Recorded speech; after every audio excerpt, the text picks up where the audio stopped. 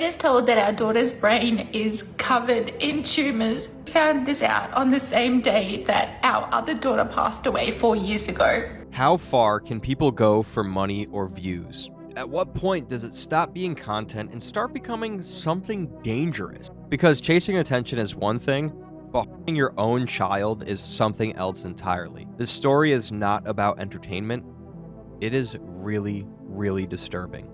Let's put everything into context. Alana Harris is a 35-year-old Australian influencer that was recently caught visiting her baby so she could fake that they were undergoing a serious illness, therefore soliciting views and money from her audience. She usually posts family content, daily vlogs, and advice from mothers and stay-at-home parents that she posts to her The Harris Family TikTok account. She's accumulated more than 1.1 million followers and 60 million likes on TikTok. Although the account has now been disabled, I came across a TikTok expose dedicated to uncovering the truth about the family. Alana also has an Instagram account, which has now been taken down. I couldn't get the handle, but I was able to come across her profile from a website. According to the website, Alana had 203,000 followers on Instagram. She was also previously known by the name Alana Schultz. On this website, she also documented her social media journey. According to her, her social media journey started in 2021 when she fell pregnant after having her son Chase. This experience actually set the pace for her to gain over 355,000 followers in 1 year. She said she loves to show the real and raw aspect of being a mama of 3, with Irish twins born 12 months apart. The TikTok that made her popular in 2022 has a quote from a doctor that said, "IUD is the best form of contraception." To show you how much traction this particular content of hers gained, Australian traditional news stations wrote articles about it. Here's an example of an article written by the New York Post. For those who do not know, an intrauterine device, IUD, is a form of birth control that a healthcare provider inserts into your uterus, and once it's inserted, an IUD can prevent pregnancy for up to 10 years or more, depending on the specific type. Your provider can remove your IUD at any time if you decide to become pregnant. So I'm thinking this trended because, in its entirety, it's a contradiction. Contraceptives are widely trusted. Medical professionals recommend them, people rely on them, and they're considered one of the most effective forms of birth control when used correctly. That's the baseline expectation. So for Alana to claim that she still got pregnant under those circumstances immediately raises questions. People want to know what went wrong. Was it misuse, failure, or something being left out of the story?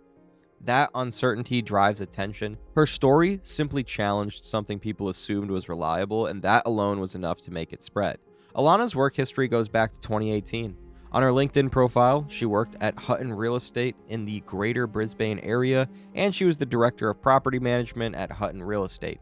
Alana also had previously gone by different names, including Alana Smith. This was when she was previously married because she was indeed married to someone else before Brock. It was alleged that she also left the marriage because of an illness that she faked. We'll get into her faking an illness in a little bit. This next picture adds a new layer to this story. This is a June 28th, 2019 picture of Alana standing in front of a cafe.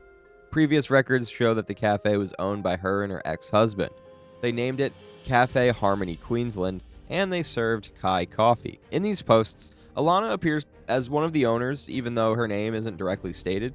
She ran the cafe alongside her husband from around May 2019 through to roughly May 2020.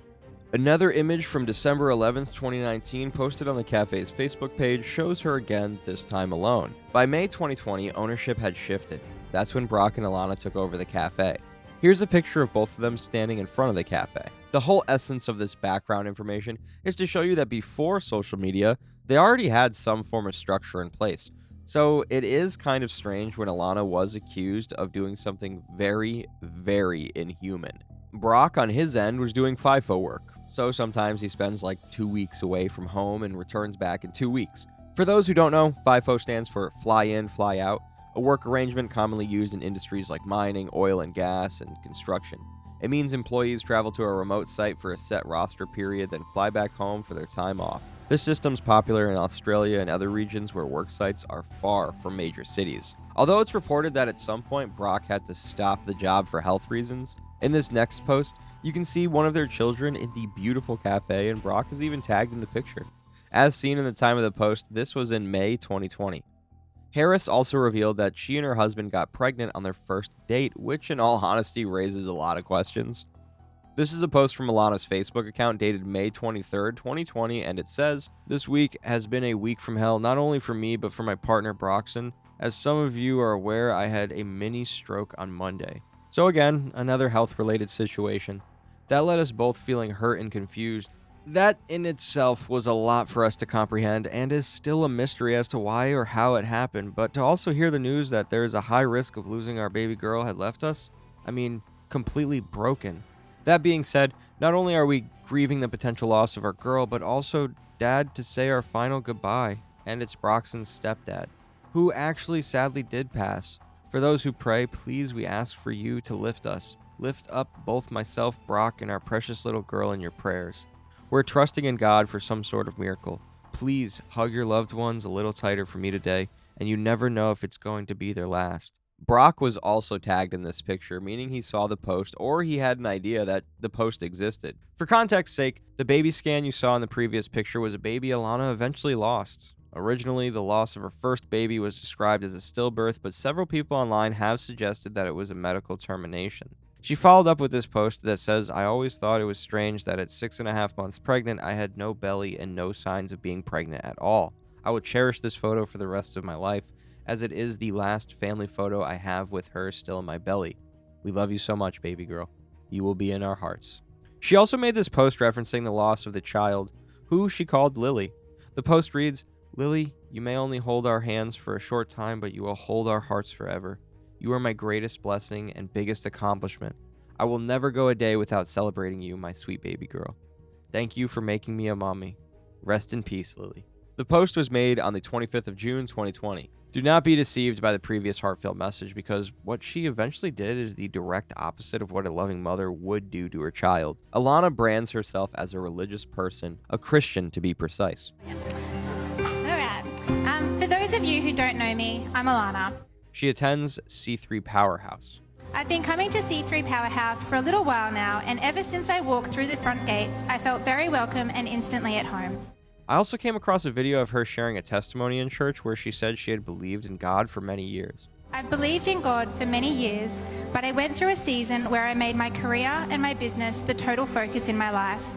I felt that since I was working 7 days a week... According to her, she had focused more on her career and work life until she fell sick. She was rushed to the hospital and diagnosed with stage 5 chronic kidney disease.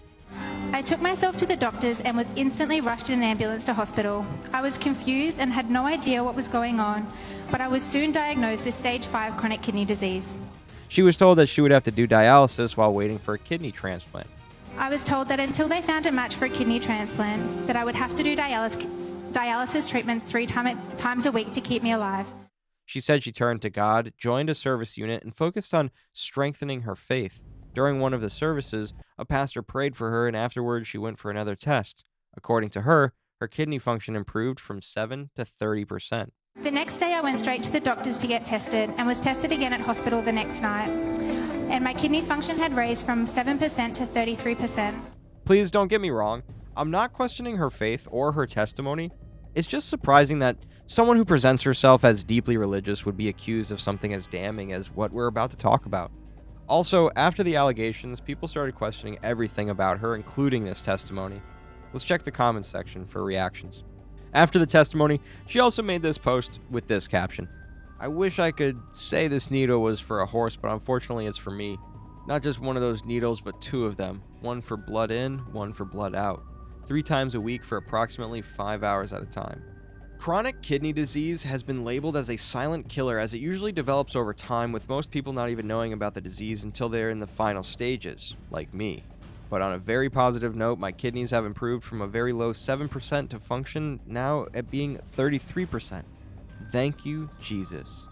In a shocking turn of events, people realized that this was a lie, and in fact, she stole it from another Instagram user who posted it on the 28th of November 2018. Guess what? She even went ahead to steal the person's caption. Alana and Brock have 4 children that they take care of. James, who is 7 years old, Chase, who is 3 years old, Ellie, who is 2 years, and Daisy, who is just 1 year old. Let's get it right to the allegations that showed the world how evil people can be. I don't know whether that's like Lily saying that she's here with us, or if it's just a really shitty day. I need a coffee, so let's make a coffee together. If you probably come across this clip for the first time, at first glance, you might feel some form of pity for her and even utter a silent prayer for her child. And that's exactly what she used. She capitalized on pity, exploited people's kindness, and used it to her advantage. She's even saying something as strange as the child is ill on the same day that her previous baby died with no tears, no form of emotions, and the next thing is she needs a cup of coffee. Like, how on earth does that even correlate? I also don't have a coffee machine, and I really need a new coffee. Like, I really need a real coffee right now. But I've just got the stick ones. It's gonna have to do. Can you imagine? 1 minute she was feeling sad that she had a sick child. She mentioned her already lost baby, and in a matter of seconds switched to complaining about how she does not have a coffee machine. This is really sickening. In fact, she sounds more upset talking about the coffee machine than she does about her dying baby. Trust me, that's not all. My kettle is boiling, so it might be a little bit loud, but I'm going to try and compose myself, but we are going through the hardest week of our life.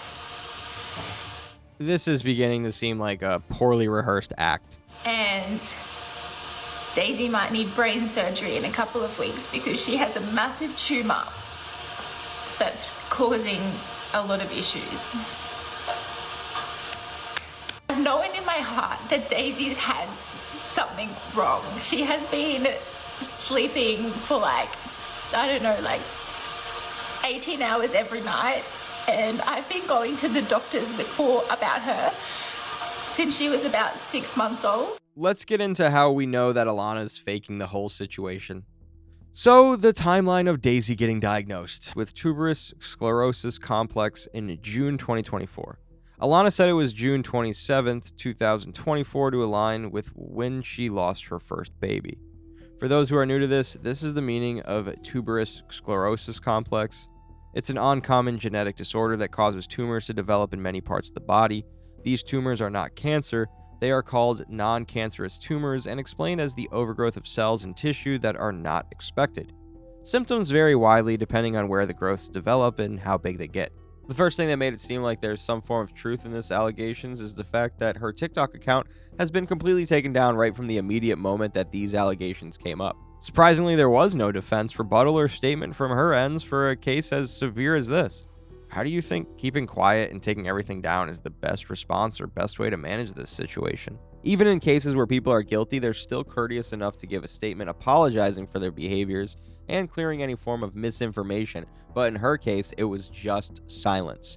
The only person that spoke, although minimally, was her husband. We'll get to that soon. Secondly, her GoFundMe has been taken down. I feel like nothing screams guilty like these two reasons. It's possible that the platform sanctioned her after the allegations. Again, if you're not guilty, it's only common sense to defend yourself. I mean, I am just trying to be critical here. Although it has been taken down, the last screenshot we have of the GoFundMe showed that over 60,000 Australian dollars had been raised. The GoFundMe was tagged, "Support Daisy and her family during this trying time." This was further confirmed by the police, who confirmed the amount and claimed that GoFundMe is now accepting to repay the money donated. I mean, if you were looking for a motive, the amount that's being donated to her is a fairly decent answer for you. So just for future reference, we're dealing with a woman who's willing to sacrifice the life of their baby for 60,000 Australian dollars. This is sad. Anyway, let's get to the part where things took a turn completely. By a turn completely, I mean the thing that exposed her.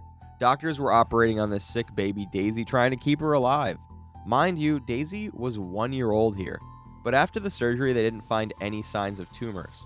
As medical professionals would always do, they did a follow-up blood test on the baby and they found excessive benzodiazepines, which, for those of you who don't know, are treatments associated with treating insomnia, anxiety, and it's usually taken orally or it can be injected. It's neither gotten through an insect or animal bite, nor is it something that's caused by skin reactions. It is a medication that has to be administered by a person, and there's no way a 1-year-old baby is administering benzodiazepines herself. Someone was obviously giving it to her, and all fingers point to Alana. And the doctors treating the baby had a similar feeling, because immediately they found out that Alana was giving contradictory medical information about the baby Daisy on TikTok for the sake of pity. Then they knew something was wrong. This is the interesting thing about the internet. Most people are on social media, irrespective of their career. So it was quite easy for the doctors to actually come across her TikTok page. As every well-meaning person will do, they called Child Protection Services. Personally, I feel like this was absolutely commendable on the path of the doctors. You might be wondering how this information became public. Turns out that Australian media got a leaked text message concerning the case. Let's take a look at it together. The first text says, "Got some Harris family gossip for you." First off, I don't think that this should be trivialized with the word gossip, especially when an infant's life is literally on the line. They're making it sound like entertainment news or celebrity drama. The sender continues with a message saying, "So the mom or dad, or mom and dad, have drugged Daisy and the whole time. Some of the nurses started following her Insta page and TikTok and was like, no, she's spreading false info. She doesn't have brain tumors and she was never palliative." After her last brain surgery, which found nothing, the Children's Hospital decided to run a toxicology report, and it showed that Daisy had a high reading for benzodiazepines. The kids have been taken off them, and I'm not too sure where the mom and dad are. However, Daisy's under the care of Child Protection and is still in hospital, awake, sitting up, eating, and being a normal 1-year-old. For context's sake, here's the post of Alana talking about her baby being in palliative care. This woman is basically in the hospital lying about what the doctors are telling her, all in the sake of fitting into a narrative that gets her sympathy and a few donations. I never in my life thought I would hear a story like this. That's not all. Let's continue piecing her online narratives and fake drama together. That is not all. Let's continue piecing her online narratives together. In this next post, she wrote, "After 4 weeks in hospital, 9 days in PICU, and 8 cardiac arrests, Daisy is now going into her first brain surgery." Again, people really need to know the difference between content and oversharing, because why do you feel the need to mention how many surgeries or medical procedures your child is going through on an internet full of strangers? Interestingly, all the kid needed to be perfectly okay was for her to be taken from the possession of her mother. It's even more worrisome when you find out that Alana has 4 kids, and the main idea behind the contents on her page was her going through life taking care of her sick children.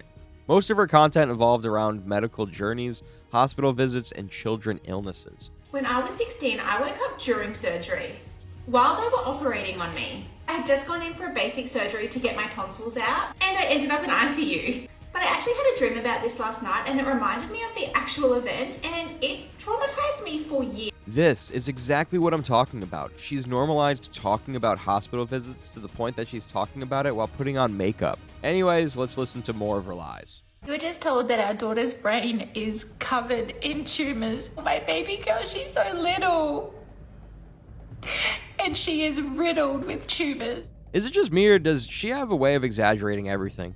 I really hesitated making this video because you wouldn't believe what she went on to say in this next video. He said, don't be alarmed, because she will have them in her heart, her kidneys, her lungs, her nerves, her spinal cord. She started by saying, don't be alarmed, and went ahead to list medical conditions that would make anybody alarmed. This woman knows what she's doing. Epilepsy, Sunday with infantile spasms, and then Thursday with tuberous sclerosis complex. I need a hug. I need a hug. Remember what I said earlier about her crying without shedding tears? This is another very good example. Listen to how she's coming up with sicknesses to make everything worse. Like this child doesn't have the best health situation, but she somehow feels like the best thing to do is to come online and compound the situation with more ailments. I'm guessing that this woman wakes up every day and her brainstorming session is basically about what lie can I tell about my children that would make me some money from donations today. She needs therapy.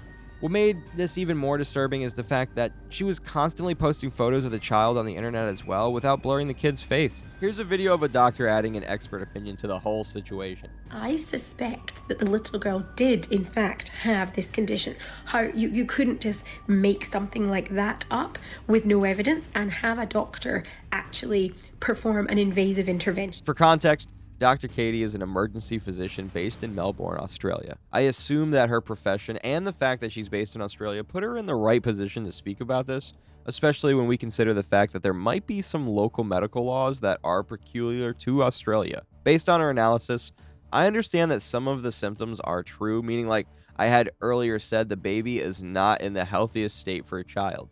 Dr. Katie even said that there's no way surgeons would just operate on a child without any proof of any sort of pre-existing conditions, which makes a lot of sense because the whole essence of a surgery is to get to the root of a problem. However, based on everything we've seen so far, all of the videos that Alana had posted, I think she was making the situation worse. Dr. Katie added more insight in this next clip. This medication was given to a very young child. It can absolutely cause drowsiness, reduce consciousness, unsteadiness on their face, slurred speech, and, could essentially mimic symptoms of a serious neurological disorder. Just look at all the side effects that she's willing to risk her child for. You might be wondering why the doctors did not test the child sooner than later. Thankfully, here's Dr. Katie's response in relation to these questions. To do a drug screen on someone is a urine test. Well, certainly it is where I work in Australia, but it's not going to be the first test that I would order on a little 1-year-old girl who's been brought in with symptoms of reduced conscious level. I'm going to be looking for actual, real-life, organic causes for their symptoms. Moving on from the situation itself, let's take a look at what happened after the police arrest. Alana released some surface-level information through a voice message. Unfair, and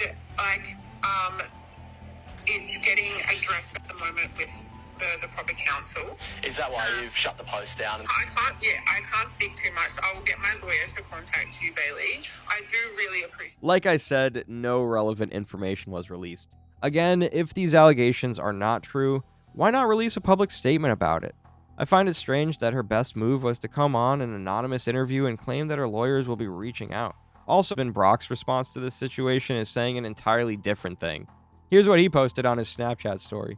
I figured this would be the fastest way to reach everybody, as I know everyone likes to gossip. For what it's worth, I had no idea about what Alana was doing to Daisy. I pushed for those surgeries because in my heart I felt that it would help. I didn't realize that Daisy was being drugged the entire time, causing her symptoms to be that way. I'm not everybody's cup of tea, but I'm a good dad, and I do my best to love and protect my children. I should have done better for them. I'm sorry I couldn't protect Daisy the way that I should have. The children have been taken into custody under speculation I potentially had something to do with this. On everything I've ever known and ever loved, I had no idea what Alana was doing. Alana, you're an absolute monster. You win. I don't know what he means by you win. To all my 4 beautiful, beautiful children, I love you so dearly. I'm so sorry. He also said this. I also want to add to all the people that have dragged me through the dirt and said all these terrible things about me. When the truth comes out, and it absolutely will, I hope you all feel horrible for the nasty, hurtful, and terrible things you've all said about me. I've had no part in any of this, and I've only done my best to support Daisy and her medical journey. I like the fact that he is speaking up, unlike his wife.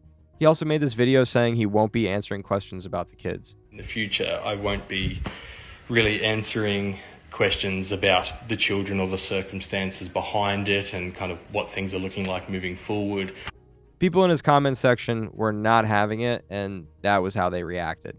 I honestly understand people criticizing him because it's quite hard to claim innocence when he was basically in the background of all of these. I mean, they stayed in the same house, they went on hospital visits together. I even saw a picture of him waiting in the background while the daughter was about to have a surgery. I'm about to blow your mind away because, as a matter of fact, there is a mental illness for Alana's kind of behavior. In the medical field, it's something called a factitious disorder. In all honesty, she's exhibiting all the symptoms. According to Cleveland Clinic, factitious disorders happen when you create symptoms of an illness to receive care for yourself or someone else. These mental health conditions are harmful and can be life-threatening. Many people deny having a factitious disorder, which can make diagnosing and treating it difficult. Here's what a certified psychologist had to say about it. A factitious disorder is the development of psychological or physical symptoms. They're starving for attention, they're starving for sympathy, and there is really no better way than having a medical problem. I also learned that this condition is also called Munchausen syndrome by proxy. Munchausen syndrome by proxy is a complicated disorder. Simply put, it's medical abuse when a child or someone in another person's care is put through unnecessary medical treatments because their caretaker lies about the victim's health and symptoms. This video perfectly describes what Alana's doing in this situation. This is why some people say that not every woman is fit to be a mother. Guys, Chase slept for 20 hours yesterday. 20. He was only awake for 4 hours. There he is. I don't think a child sleeping for 20 hours a day is healthy, and she's talking about it with a smile on her face like it's something to be proud of. She exhibited the same behavior in this next video too. Hi, baby. He's so tired. This is really, really insane. Here's what a neighbor that lived 15 minutes away from Alana had to say about the situation. Lived 15 minutes away from Alana, so I used to see her when I'd go grocery shopping, and I thought it was pretty cool because obviously she was a big TikToker, someone famous in our area. They look like the cutest family. Like Alana just looked like a beautiful mother who loved to wear flowy dresses and was just so innocent and happy and just a beautiful mum. And then Daisy got sick and she started posting all these things. And I did think to myself, why the fuck is she smiling? Like, she would be holding her child, like, who is unconscious with tubes in her, and she's like... As the topic kept trending, a woman whose child had the same health condition said this on a video. They're striking a nerve with me because I do have a medically complex child. My child's brain is covered in tumors. My child's heart does have tumors. My child's kidneys do have tumors on them because my child does have tuberous sclerosis complex, or TSC, which is what the mother claimed this child had. The woman also said that her own experience is different. As a matter of fact, her child often has seizures, yet this child has never had to go for any surgery. A day without a seizure in our house is rare and very much appreciated. But even then, they still have not done surgery on my child. Anyways, for now, this is a video of the Australian media house talking about the story. To you, good news today. Police have confirmed that young child has now been released from the Queensland Children's Hospital and is doing well. But she isn't in the custody of her parents, though. The little girl is at the subject of this investigation amid allegations she was drugged to mimic a life-threatening medical condition. It's been almost 2 years now, and for some reason there's no sufficient information on how the case eventually ended. She was arrested. So right now, you are under arrest for the administration of poison. According to court hearings, in January 2025, Alana was also charged with 5 counts of administering poison with intent to harm, 3 counts of preparation to commit crimes with dangerous things, and 1 count each of torture and making child exploitation material and fraud. The prosecuting counsel also mentioned to the court that Alana had refused to acknowledge that her child had a manageable, non-fatal condition, and she had administered multiple drugs to the child. They even said that her actions created more symptoms that made the situation more complicated, including causing a code blue cardiac arrest that required resuscitation. That is not all. The prosecutors also claimed that on the 3rd of October 2024, Alana moved a video camera that was monitoring the infant during a brain activity test in order to avoid being caught. All of these show nothing but her evil intentions. The prosecutors also alleged that she was captured on another camera with a syringe that she administered via the nasogastric tube attached to the infant. And about 30 to 40 minutes after this incident, the child was rendered completely unconscious. I also came across an interview with Brock that was released 6 months ago. Brock essentially shared his own side of the story, and he answered some pressing questions like what they did with the money they raised. His face is covered because for some reason the Australian media is trying to censor this story. Firstly, Brock claimed that he couldn't have seen the signs that something was wrong because he was not expecting someone he loved and planned to build a future with to do something so evil. The last thing you're ever going to expect is the person that you're head over heels in love with, you're going to marry, you have children with, you're building a future with. That's not the person you point fingers at. It appears that he genuinely did not know because there's also a clip of him confronting Alana about the child, which was caught on their house CCTV camera before Alana was arrested. They just told me that he has Tegretol in the system. Yeah, they told me that too. Why the do you have Tegretol? I don't know. Brock also confirmed that the baby almost died several times, and this must have been after Alana started poisoning the child. She must died several times, several cardiac arrests, several peri arrests. Brock was asked what happened to all of the money, and he gave a very disappointing response. People donated $60,000 in good faith. What do you have to say to them? Well, I'm sorry. What's happened to the money? Couldn't tell you. A lot of it did go towards what we said it was going to go towards. There was some left, and I just couldn't tell you what happened to it.